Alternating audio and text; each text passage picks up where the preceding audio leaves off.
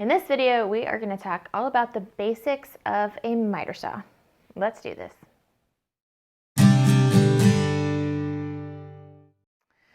I'm Jenny with Roots and Wings Furniture and Home, and today I want to talk all about the miter saw, also known as the chop saw. I think this is one of the saws I use most and is handiest for a home DIYer to have around your workshop. It can be a little intimidating because it's so big and so noisy, but when you learn how to use it, you realize it's not so hard and it's really useful. As always with any of the power tools, be sure you always know where your fingers are, use common sense, and have some ear protection and eye protection handy. Again, this is one of our louder saws, so having some earplugs nearby can really make them not as intimidating and can also protect your ears. Let's jump in. This, like I say, is a miter or chop saw. I think it gets both names because we are literally chopping wood. Perfect for crosscuts and really nice to kind of quickly cut down some longer pieces. Most miter saws only allow you to cut so wide of a piece of wood at a time. This is a 10-inch blade on this saw, and so the widest board I can cut would be a 1x6 to get all the way through in just one cut. I'll show you a trick for cutting wider boards here in a minute. Also, this is called a miter saw because you can get angles really nicely and really accurately.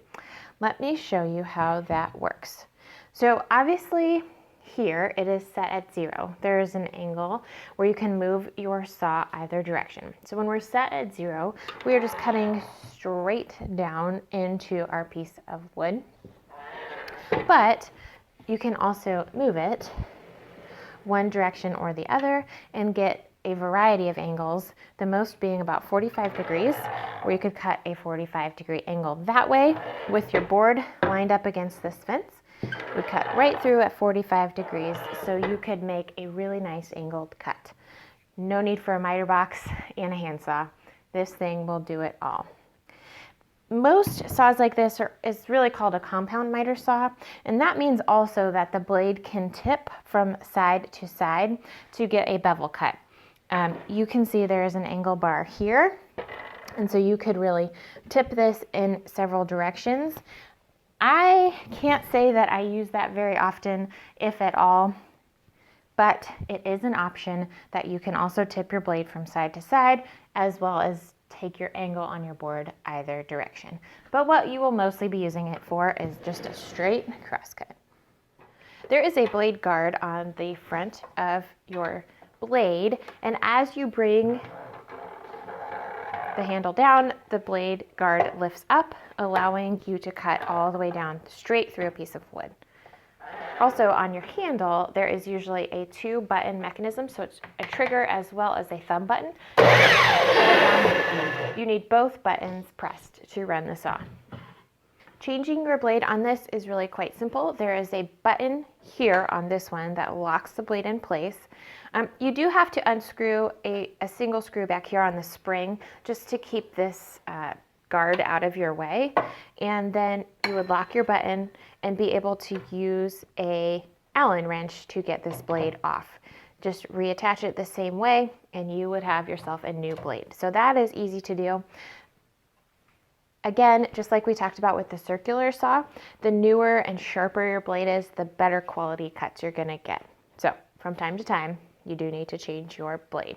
Point to that part that you would need. All right, this is your built-in fence, and this is what we keep the wood pressed firmly against. There is a little, this one has a measuring device here that will measure only from 1 to 9, but that can be handy if you're just doing some shortcuts.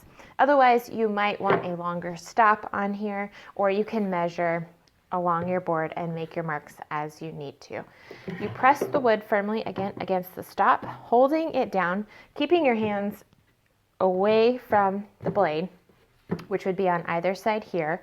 And then it's always wise to do a little bit of a practice cut so you're sure to know where your hands are, where the blade is going before we actually turn it on.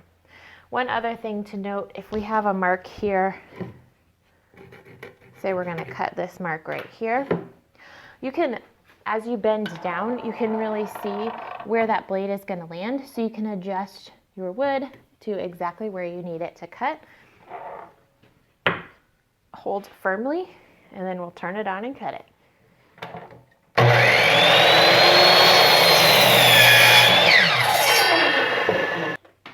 What I didn't have attached here on the back was my dust collector bag.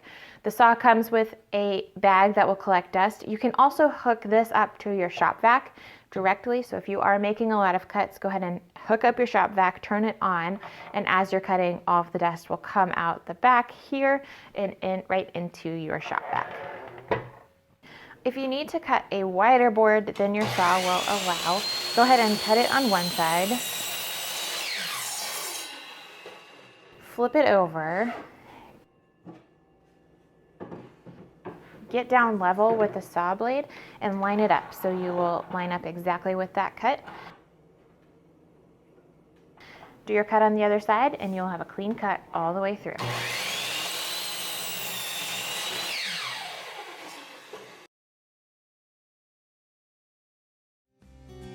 I hope I made this saw seem not quite so scary and shown you how you can quickly and accurately cut through a lot of pieces of wood. Again, I love using the trap saw. It's just so handy. Don't forget, you can see more of the power tool video series in this playlist here. And if you'd like to see more projects in action using this saw, you can check out this video right here. We will see you guys next time. Thanks so much for hanging out.